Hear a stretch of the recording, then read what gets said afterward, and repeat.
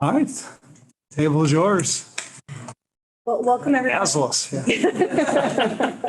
That's why Jeremy's going first. So I am Cassandra Klein. I'm the Bureau Chief for School Business Operations and I'm the SBRC liaison. Sure. Yeah. Jeremy Varner. I head up the Division of Community Colleges and Workforce Preparation. So we were asked to provide some information related to community college funding and school district funding, or K-12 funding. And so we're here to provide that to you today. This is meant to be a very informal, more conversational session. So feel free to interject with questions at any time. The way that the information has been organized is into 4 different sections. So we'll begin with Jeremy's section on community college funding. And then thinking a little bit about the context in which financial data of school districts comes before the state board, I thought it would be helpful to give a little bit of an introduction to the School Budget Review Committee, because the majority of finance issues would go to the School Budget Review Committee.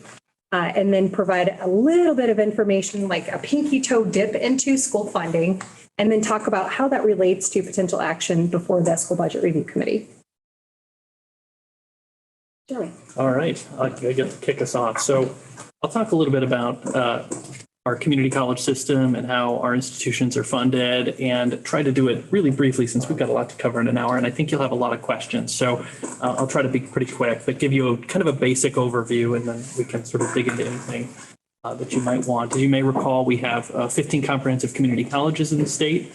These are, public 2-year institutions, the state's largest system of higher education. About 110,000 credit students, 140,000 non-credit students, very large institutions in every corner of the state. I'll talk a little bit about both the revenue side and then the expenditure side, and kind of break down sort of the basic mechanics of how it works. So in terms of where the community colleges are getting their revenue, you can see this breakdown. This is general, unrestricted general operating revenue. Hopefully that's visible. We have this massive screen here. You all probably can see it. I think the thing to note here is we've drawn this back out since the inception of our institutions. You can see that our institutions are very dependent on tuition and fees, and the second main source is state general aid. Those two things are inversely related, and you can see the long history there. We do have additionally local property tax revenue. Our community colleges are governed by locally elected boards, and they have some property tax authority. The one thing I would note is that most of their levies are capped or have restricted uses. So you can see over time, there's a proportion of total revenue that has declined to maybe 4% of unrestricted operating revenue. They also receive federal aid, which on this chart doesn't show up as much. Obviously, this past year, that's been much higher federal support, but otherwise that's sort of smaller amount. They also receive other kinds of grants and things from foundations and whatnot that sort of account for that other income. But you'll see very much it's about tuition and fees and state general aid. Oops, I can't move that ahead. Okay, looking at, so one more thing about the revenue side. So our community colleges receive state general aid, which I indicated is a very important part of their budgets, well over $200 million a year. That and most other funds that are distributed to the community colleges are distributed using a state general aid distribution formula. So we have a formula for how we distribute state dollars to our community colleges. It was established in 2006, and it has many components and is a fairly complicated formula. And we can do a separate session, maybe at the council, if you really want to dig into it. Eric says, please don't do that. It would be horrible. He's not wrong. It's very involved, and there are very few people in the state that actually understand it. Sometimes I question whether we understand it. But no, in all seriousness, it's a formula that, involves the base, there are enrollment adjustments, inflation adjustments, all sorts of things that go in to ensure as fair a possible distribution of funds to each of the community colleges. So I think it's important when we're talking about community college finance to note that we have a distribution formula for pushing out those dollars. When we look at the expenditure side, no surprise that our community colleges spending is a lot on people, right? So it's no different than K-12 schools in that regard. Much of the cost is in instructors and in staff, but also, of course, they have other important expenses here. So you see the basic categories outlined here, and all of our financial reports will sort of explain all of these things. But I think those are the main things to note. We also break out expenditures by category, so you can see the different functional areas of the community college where the spending is at. Right, so I don't know why we still call it vocational technical, because that's outdated language, but basically our career tech function there is being about a quarter. Arts and sciences, these are the transfer function, right? So the supporting students that are getting an associate degree and plan to move on to our public university systems. Also spending in the adult education category, administration, physical practice. This is all the basic functional areas. So see some of those expenditures, and we do report annually sort of how those are changing over time. So you can see a basic picture. What is general institution? General institution. That is a really good question. And Eric, do you mind if I put you on the spot about what's in the general institution category? I'm going to pull up the accounting guide so I can give you an exact. Okay, continue. Get back to you on that. Yeah. So we do have an accounting manual, and Eric was previously in the position that covered finance. That's why I tossed the question to him. We are currently filling that position. So you may have somebody more competent doing this presentation going forward. In any case, so these are the basic expenditure categories.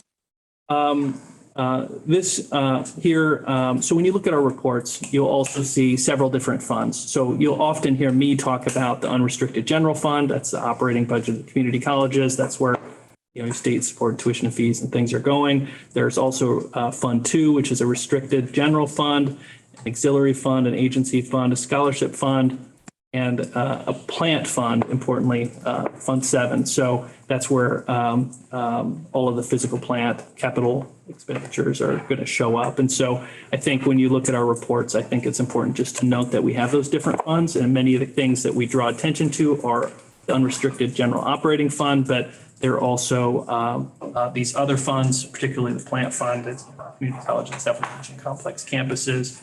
We're doing bonding and other things, and it's important to know that that is there as well. I'm going to go back real quick, just to your question, John. You got to love definitions like this. This function includes all of their expenditures except those in the other functions, but it provides examples of IT, marketing, human resources. Okay, thank you. Catch up. Yeah. So quick summary of community college finance at a really basic level. Any questions about community colleges? You said federal funding was going to tick back up now? Federal funding, because federal relief dollars, right? So just as our schools received ESSER funds, our community colleges received higher education emergency relief funds. So those will show up in the financial reports. Yeah. So it'll tick up and probably tick back down. Got it. Okay. Yep.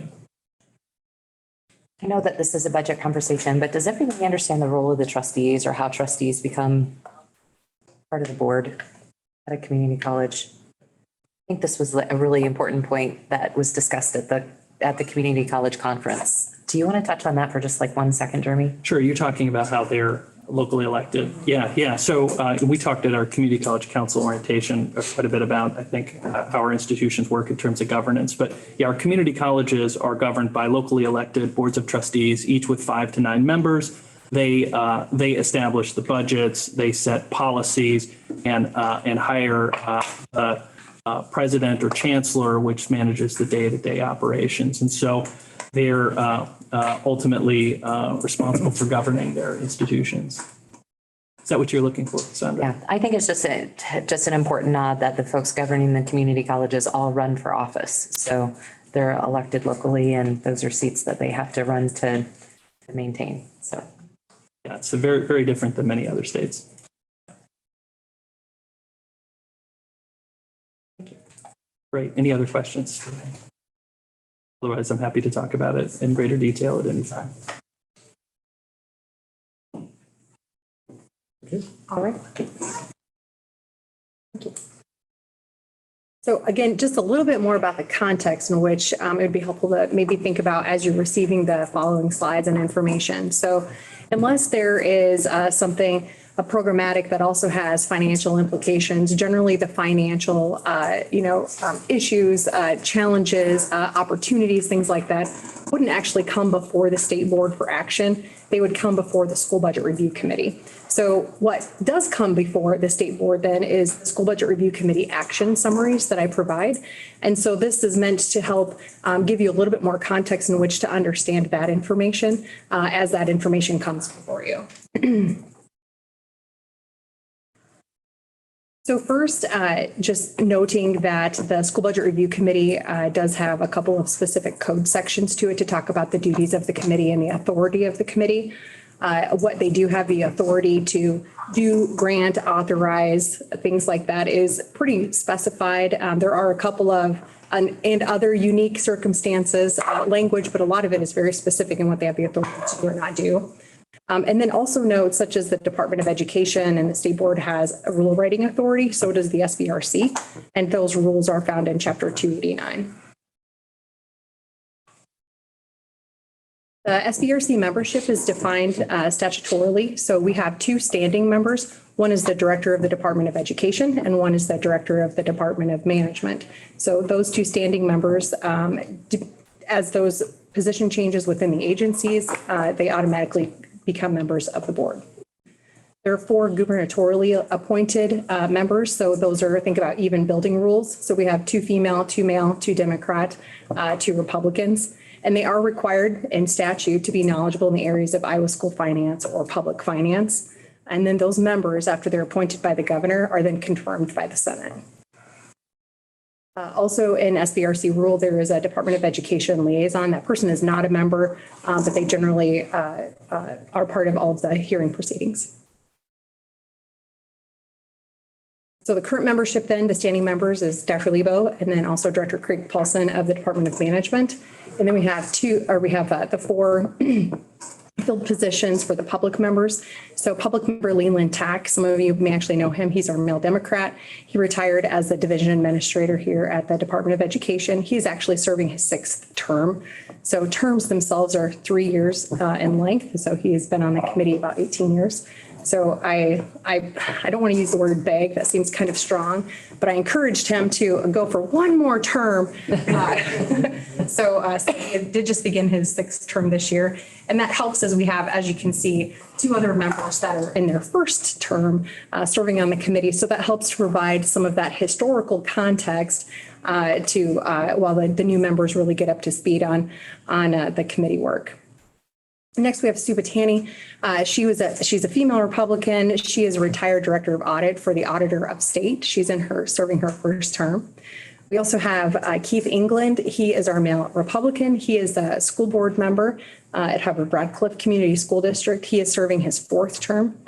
And then we also welcomed, again, serving in her 1st term, Patty Schrader. She is retired for, I think, the 3rd time.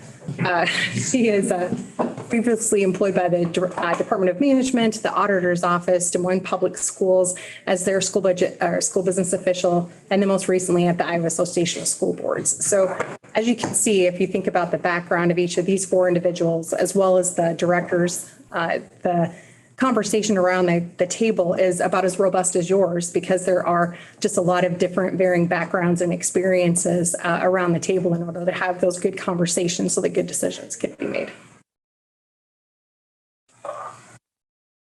So I conduct an SBRC orientation for every new member. And one of the things that we talk about is what is the decision context when they think about decisions around the table. So what I share specifically is this piece of a statute that actually talks about the purpose of the school funding formula.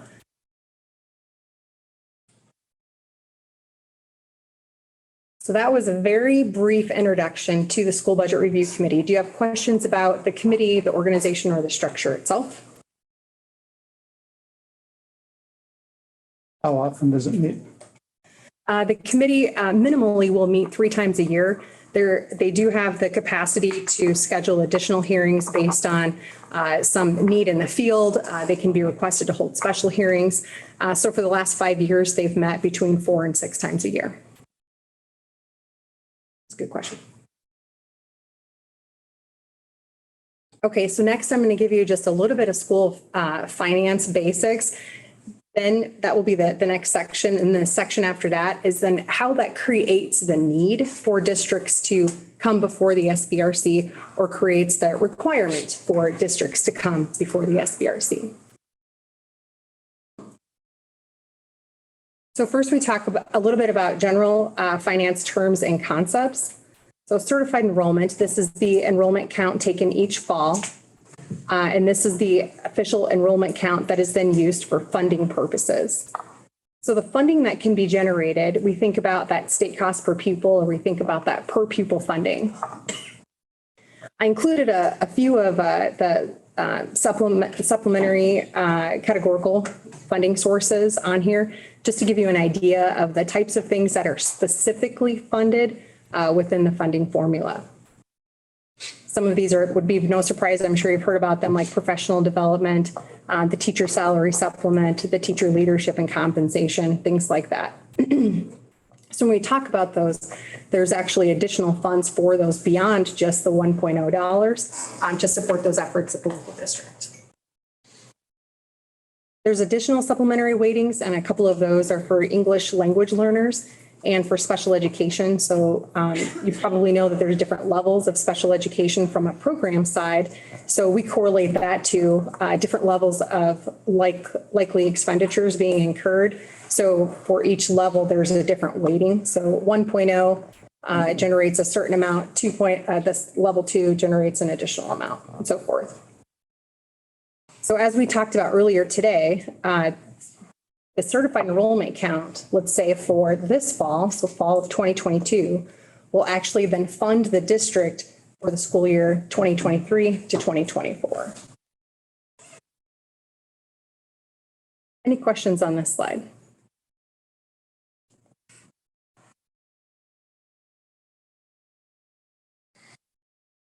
So now that was cash and actual dollars in the way that they're calculated and generally flow to districts. There's some caveats there with how much actually flows to the district versus how much is actually gained from local property taxes, but we'll set that aside for a little bit. And right now, just think about that's how the cash is generated for the districts in some regard. So now we'll talk to you about a different concept, and that's spending authority. So if we think about our own bank accounts, and we think about what we have in our checking account for cash that we can spend today. And then we think about a credit card for the amount of money that we could, the capacity that we have to spend. Those two things don't always match, right?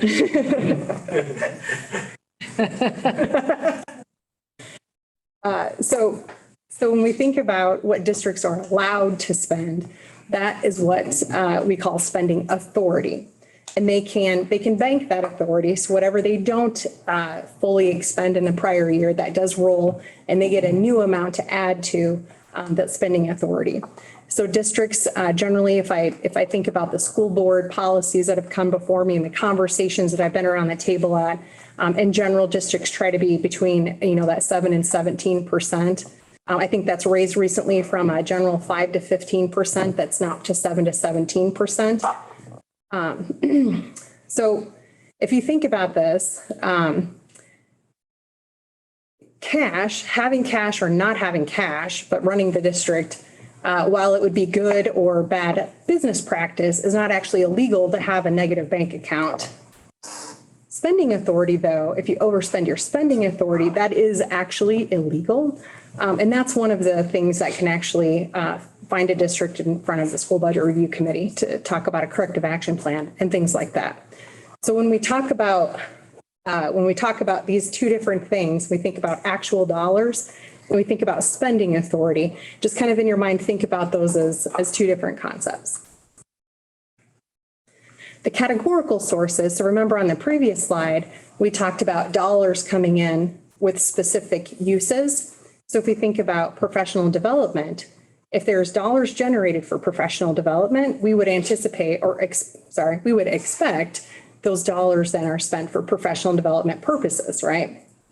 So the authority would also be generated in the same amount.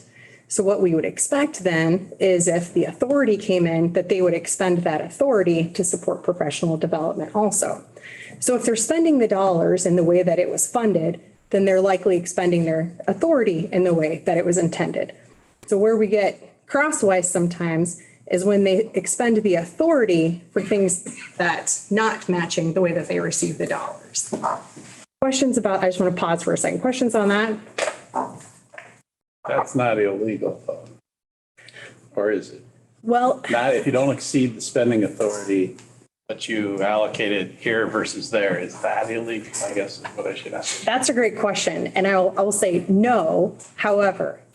So the answer to that is no. And up until the prior year, they wouldn't have found themselves in front of the school budget review committee to have a discussion about that. However, the committee took action last year to look further at districts who would be negative if you take out the authority related to categoricals.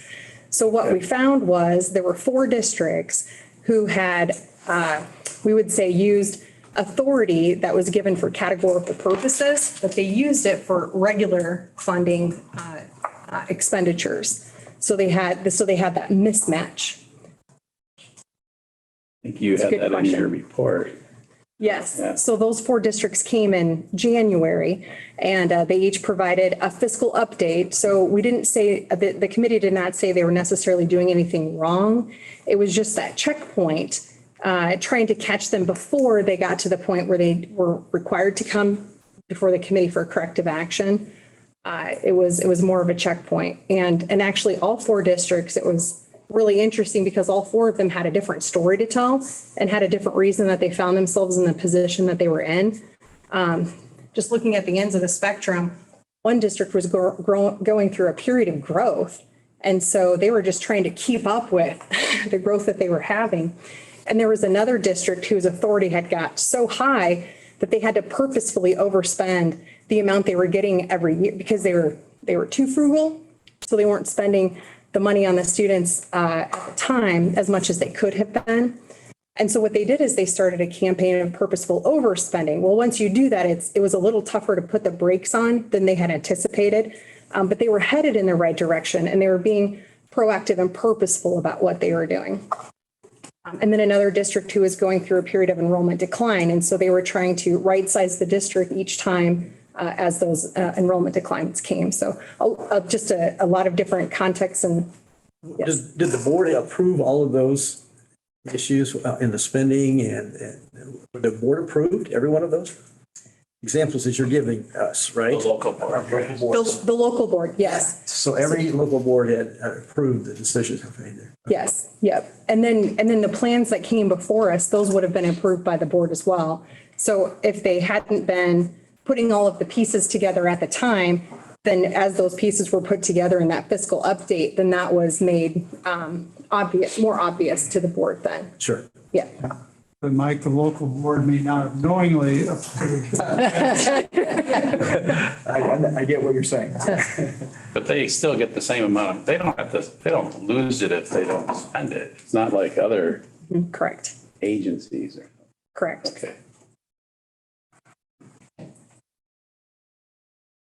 Any other questions about this slide or what we've covered so far? You would back up to district cost per pupil on the first slide. Yes. You'll see the regular program cost is $7,413 per student. So when the legislature sets allowable growth, that's the number that they're looking at by each district. So if it's a 2.5% growth like it is for FY23, it's if their district cost per pupil is $7,413, you multiply that times 2.5% to get you your new. And so basically students drive funding. If you have students, you have funding. If you're losing students, you're losing funding. Are the charter schools just getting the regular program money? So they are getting a couple of things. So number one, they're getting the regular program dollars, but and I want to come back to that for a second. And then they also generate the TLC, which is 349 because they generate the prior year, Okay. 349.07, I think. Yeah. Nope, this is the current year. So they generate prior year. Same as open enrollment payments also generate prior year amounts. And then they generate if the district, if the student was at a district in the prior year and they were an ELL student, received waiting for ELL, that money would also flow to the charter school. If the students take, for example, concurrent enrollment classes, then they can generate the weighting for the concurrent enrollment classes. If a student is special education and requires additional services, they can bill the district back for those actual costs. So some of the supplementary, all of it, if they have it. The only, what's listed here, the only one that flows directly is the TLC. Do you know off the top of your head, what is the average cost per pupil or student now? Just if we average how much money we spend on a kid in a school district, I'd like to know the high, the low, and the middle. Is it, could you do that? We do multiple calculations of that, actually, because every time that question is asked, they want us to think about different things. So I think I'll take just about 45 seconds maybe and pull up the report card, and I can just show you how, and this is on our website. I don't want to hold you up too much. It's the, I'm no, curious. we have plenty of time to do this. I'm going to guess 11.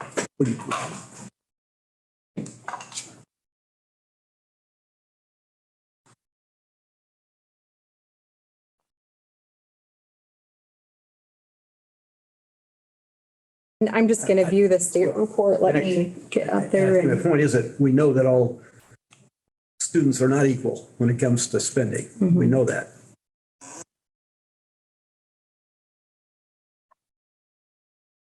Even though we don't sue too much. Share back. So this is a report card that's required to be published. It's a federal requirement that we publish per pupil expenditure amounts. So there are, like I said, many different entities that request per pupil funding amounts, and then they require us to include certain expenditures only. And so this is one iteration of that, but this is the one that we've chosen for the state to meet this requirement, and it's published as part of our Iowa school performance profiles. So this is just a quick look at a couple of things. So, and I will say there are a couple of general types of expenditures not included. And one of those would be our facilities and operation costs. So, purchase of a new building, things like that. A lot of those aren't included. Our districts are responsible for a lot of costs related to students they don't directly serve. So think open enrollment students, non-public students, students such as that, those costs are not included. And then there was a little bit of flexibility for districts to then code other types of expenditures that wouldn't be reflected in these numbers. A couple of examples of those might be if they have a before and after school program. So it's not part of that PK-12 school day. It is costs that are incurred by the district, but it's not within that school day. And also we have a lot of sharing going on in districts. So you may have a superintendent, for example, that's shared between two districts. The portion of the contract that is shared with another district may not be included in this as well. So this is just kind of a quick snapshot. Does this include AEA flow-through money? That is, yes, that would be allocated to each of the schools on a per pupil basis within each district based on their flow-through amount. So we do just for a little bit of context, you can see, and I'm sorry, this is for FY20. So this is the most recent information available. So for this one, you can see that the ELL learners, so we specifically track those program costs separately and distinctly. So this does not include any building costs. So this is not, the allocation for a superintendent or business manager, allocation for your custodian and things like that. This is just those educational costs for the program itself. And then same with the special education students. Those are the actual services that were provided to those students. And you can see that level 1, 2, and 3. So can you clarify for me, just so I'm clear, what was the regular program cost of $7,413? That's the regular program cost per student, but then it varies depending on, say, school district because of extra, bigger buildings or newer buildings or additional programming that they have at the school that aren't necessarily related to just direct education. Yeah, let me clarify that because I was just saying for these numbers that are here, let me just jump into a district really quick and I'll give you, I think, a little bit better context of what I meant by that. Let me, anybody want to see a specific district? Let's do Des Moines.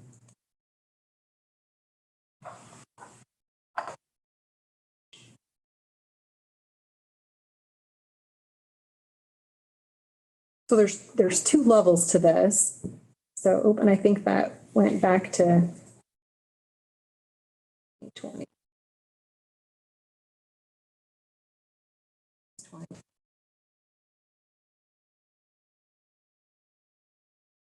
Go direct to school.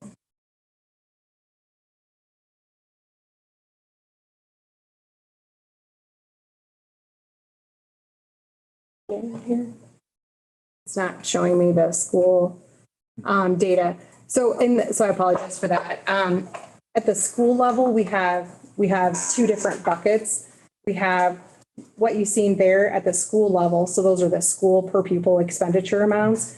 But then we have a second area where we would take out the way that they coded the expenditures based on all of those other types of costs. So for example, we have a number of districts around the metro right now that have built new high schools recently, Johnston, Waukee, Ankeny, Ames. So if you think about the $100 million that school cost, if we added that into our per pupil expenditures, it's going to greatly sway it 1 or 2 years, and then it's going to plummet. So if we think about the way that these numbers are used, we think about the comparison from year to year and whether that support is being. Hey, Jay. Sorry about that. So we got to go back a year. Yeah, so I am in 20, and then I just wanted to pull up Des Moines for the per pupil expenditures, but it kept flipping me to 21, which doesn't have the per pupil on it. Yeah, okay, that's okay.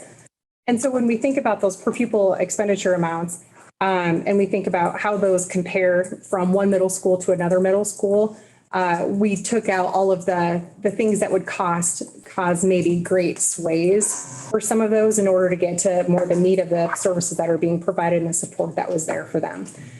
So then I'll But a also, whole building would be going through 1 year instead of being depreciated over 40 years or something.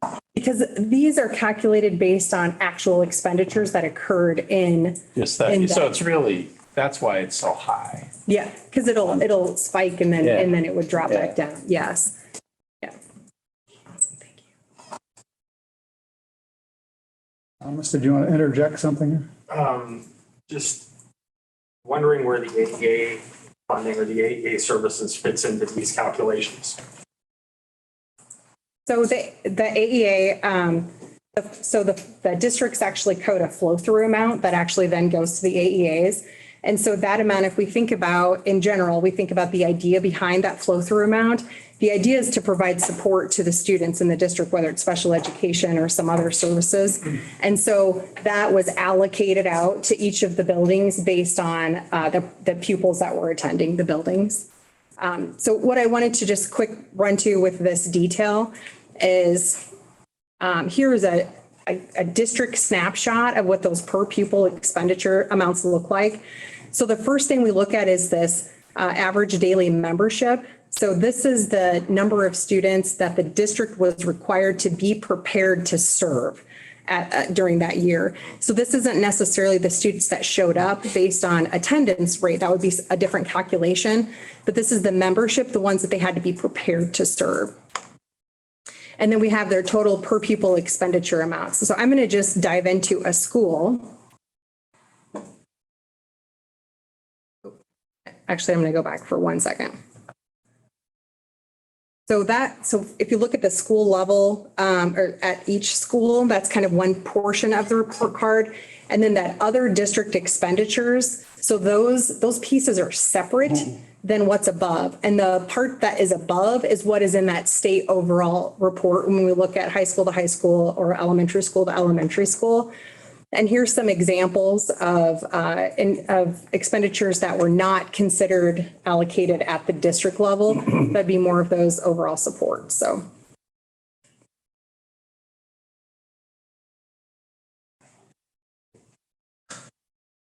Any other questions? Oh, and then I will add to your question, my answer to your question about, is this what the $7,000? Because if we look at these the average per pupil amount spending in this second column here, the total per pupil, it's way over $7,400, right? Yeah. So where did all that extra money come from? That segues perfectly into my next couple of slides. Thought it might. Thank you. Yes. He's just trying to help you out. I appreciate that. All right, Rick. So let's talk about revenue a little bit. So there are 456 different revenue sources for K-12 districts in FY21. So for those of you that know about funding, you also know that this means that's 456 different sets of rules about spending those dollars, right? So down at the local level, the district with the least amount of funding sources had 45, and the district with the highest number of different funding sources had 133. But rolling it up to the state agency level, to our level, that was 456 collectively.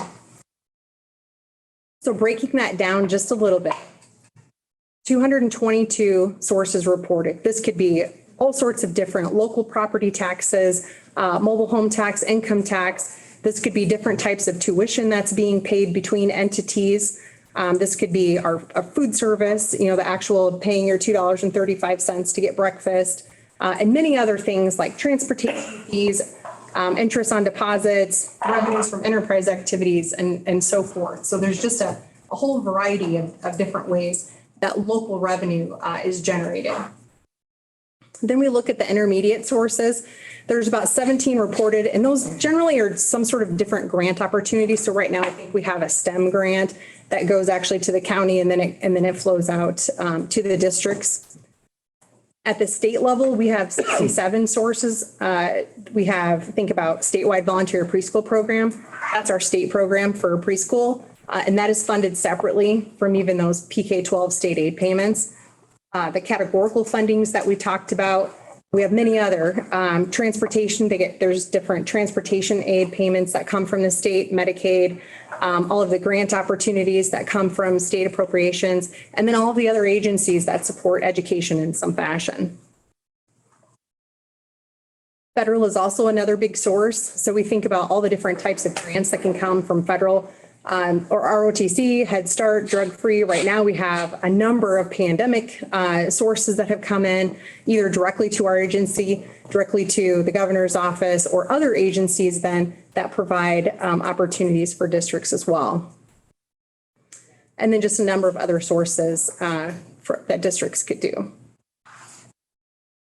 Sandra, I'm assuming that the instructional support levy would be included in that mix, which is an option for school districts to levy up to a certain amount. Physical plant equipment levy included in that as well. Mm-hmm. How many are there? How School many? districts have options as far as seeking voter approval for additional dollars to support their students. Exactly. How many levies can they actually, are available to school districts to put before the public? How many levies? I'd have to count. I don't have anybody else that I can flip the question to in here. Community college is I can about get- 9. Yeah, I can get that to you. I mean, but there's the capital projects, there's some other things that they can do. We have- Instructional Yeah, support. right? Yeah, management levy. Management. Yeah. Management levy isn't voted on by the public though. You can just do that You can as a board.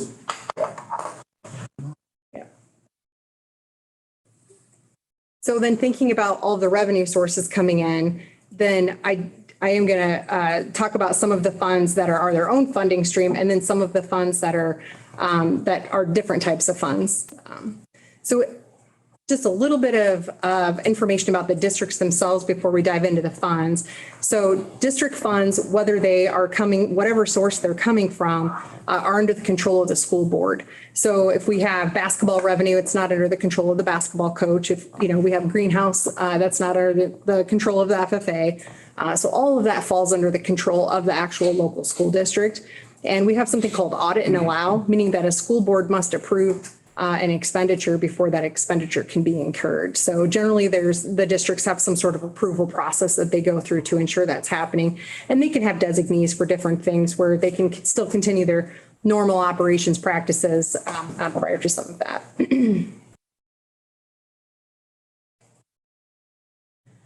So this is a pretty busy slide, but it's a pretty important one as well. So Earlier today, I heard a lot of reasonable minds can come to different reasonable conclusions. And this is exactly what all that is about within the financial scope of things, not program necessarily, but within the financial scope of things. We call that public purpose.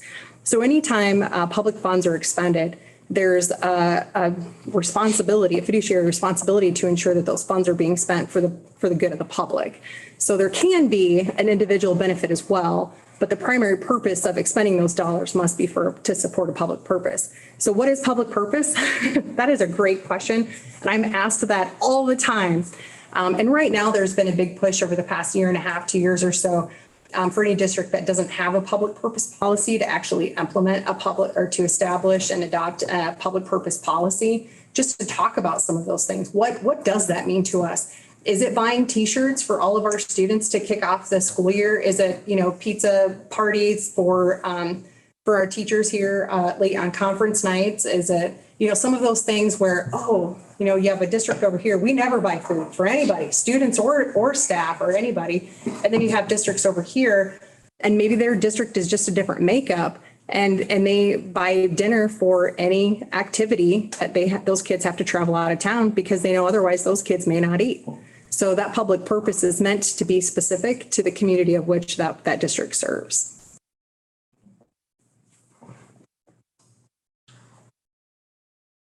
So just talking a little bit about the fund structure and how some of these, our chart of accounts is established and organized. So the general fund is where all of our state aid payments come in, and anything else that's not required by law to be accounted for in another fund then would be accounted for within the general fund. There are special revenue funds. So a couple of examples we put here is the management levy fund. So any dollars that are received through the management levy go into their own fund. That helps to ensure that they're only expended for that purpose. Same with student activity. If districts are getting revenue related to student activities, those dollars need to go into their own fund as well. Capital project funds. We talked a little bit about PEPL and GEO. We have a specific capital project funds. Those are important if you think about moving dollars between the funds. Generally, without authority from the School Budget Review Committee, you can't unless you're doing something like an interfund transfer or an interfund payment or something like that. Like an interfund payment might be a payment from the general fund to the internal to a self-insurance fund if the district is self-insured, something like that, where there's actually a reason for that money to be moving around. Yeah, Sandra, the saved dollars would probably fall under there as well. Yes, save dollars. The 1 cent local, you see local options. It's 1 cent sales tax that's levied across the state. Yes. We have a number of enterprise funds. So each of these generate their own revenue, incur their own expenditures, and are generally meant to be completely self-sustaining. There are a couple of exceptions to that when you get into ones that are specific to student programs. Then you can have some other sources that are supporting the effort themselves. But in general, the programs are meant to be self-sustaining. So think about school lunch, breakfast and lunches, so our nutrition fund, any before and after school program. So those would be the wraparound care. Student construction, so they can actually come to the SBRC to request startup dollars. So they would receive permission to transfer from the general fund to the student construction fund as those costs are incurred up to a certain amount. So that's where you borrow the money to run your school nutrition fund. You know you're not going to have enough money in that baby, right? I mean, it's not going to happen. You can, So yes. you can borrow money from the general fund? You can. Borrow it from another fund? You can actually borrow it from other funds. You would actually do an interfund loan, and there's rules around when it's required to be paid back, and you're actually supposed to pay yourself interest. Sometimes they can do anticipatory warrants if they wanted to instead if they had the cash flow itself issue as well. Yeah, good questions. Greenhouse, student farm, things like that are also related to student activities. Sometimes you can have a lot of revenue left over. We had an issue in the past year about a student farm where they had tens of thousands of dollars generated from the student farm. And they said, we want this to support our activity program. And it wasn't clear from beginning to end on what those funds were intended to do. So the board needed to take some direct and swift action to open up that opportunity for the district to use the funds the way that they were intended. So the board does have some latitude for the way the revenue is generated to do a couple of things. How are we doing on time? Then we have a couple of other funds, private purpose trust funds. So you think about somebody that wills something, or a trust fund like a scholarship fund. I want to give $1,000 scholarship to every graduating student of this high school. Here's the money, you handle it. Comes in a trust. Then there's custodial funds. So this would be money held for another entity like a PTO, maybe staff. Hey, we want to have a holiday fund. Everybody chips in $10, throws it in a pot, and you don't want it in the general fund because you don't want it to impact any of your spending authority. You don't want it to overstate any dollars that may be available for actually district operations. So we have about 10 minutes left. So I'm gonna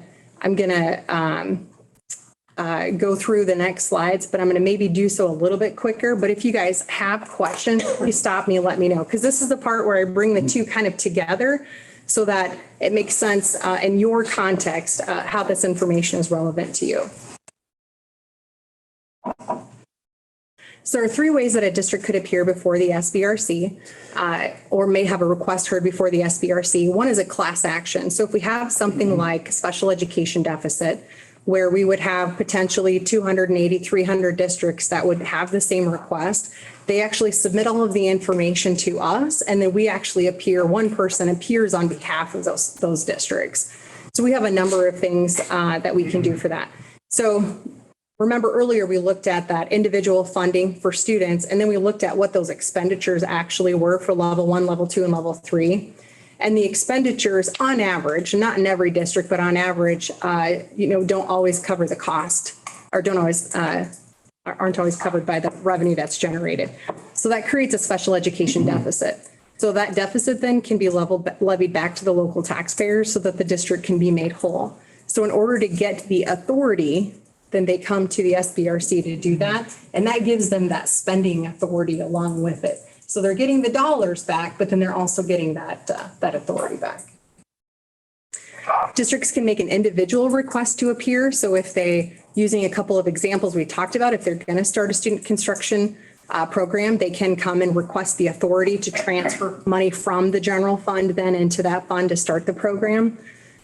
Here's one that is without SBRC specific approval, would be handled completely different. So a mitigation of hazards. So think about asbestos is the most popular one, but there's been, chemicals found over in a science lab that have been in the back shelf for, 20 years. Who knew you couldn't have mercury these days just sitting around? And so those have to be handled very delicately when they're disposed of.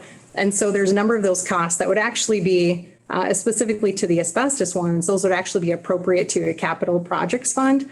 However, with SBRC authority, you can actually expend from the general fund to pay for those costs. And then the SBRC will grant back the authority, not the dollars, but at least the authority for those costs. And then there are a couple of things where the districts are required to appear. So the SBRC thinks about, so if they are late filing fiscal reports, if they incur a negative unspent balance, and such as we talked about earlier, the new reason that they're using for districts to appear is if they're negative, taking out the categorical balances from an authority standpoint. I'm going to skip through. I know you guys have the slide deck, and I'm happy to revisit this at any time, but I want to concentrate on one particular piece of this, and it's way at the end, and it's something called need. So one of the things that the SBRC has been trying to answer and attempts to answer each time a district comes with a request is there a need? Is there a need for additional authority that may impact the local taxpayers? Is there a need for you to be here for whatever the request is? And so we try to answer that, and we try to do that by providing context, not just say, if you're at this number, it means yes, but if you're at this number, it means no, but just to provide context across the state. So at least they know compared to other districts, here's where they're at. So for example, this is something that we create for any district that is individually appearing before the SBRC. And so I'll just read across the bottom there. So we look at their pupil count, and then we look at what their unspent balance or their authority per pupil is, and then how that compares across the state. So here's just giving a quick shot of an overview of what it looks like across the state. So the highest decile, number 1, is the top 10% of districts. So they are from $24,446 authority per pupil to $8,242. So that's how much per pupil they have in spending authority. And then all the way down to the bottom, decile 10 ranks from 2,000 down to 51. So those may paint two different pictures about what that looks like.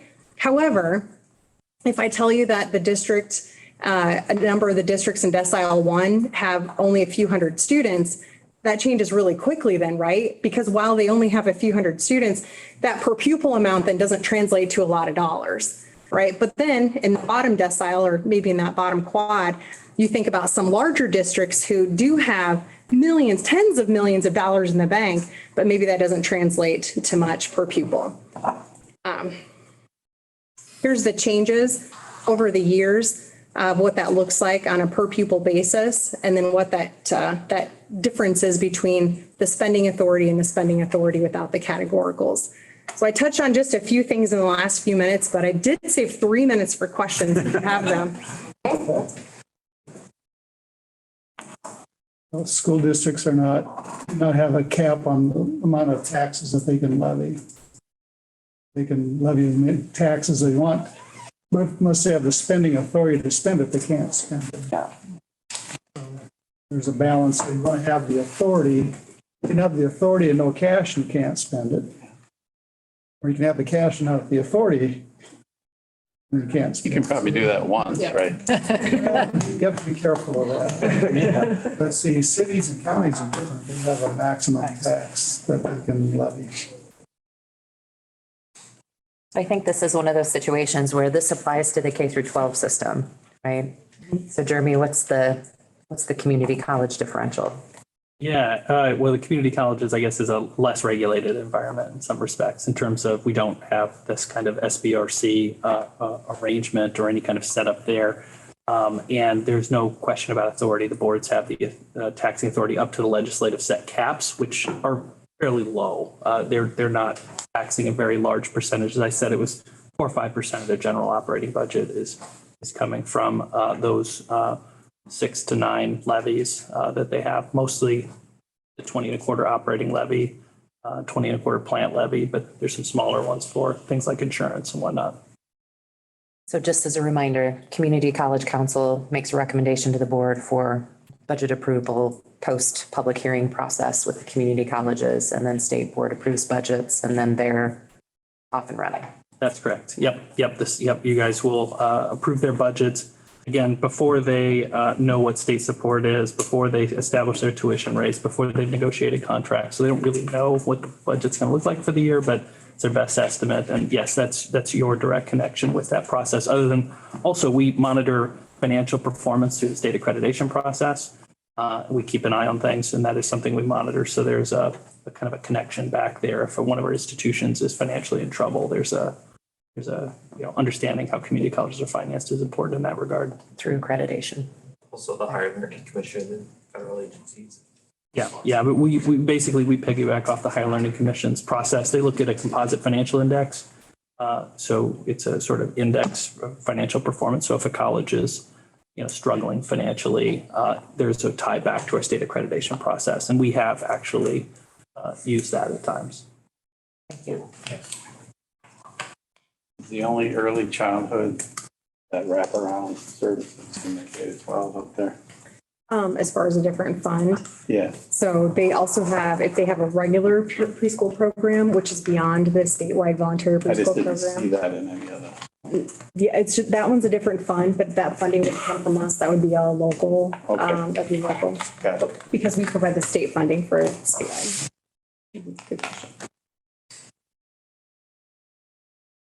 I think that's a wrap. It's only like 3:00. That's pretty good. Thank you for your good work today. We are adjourned.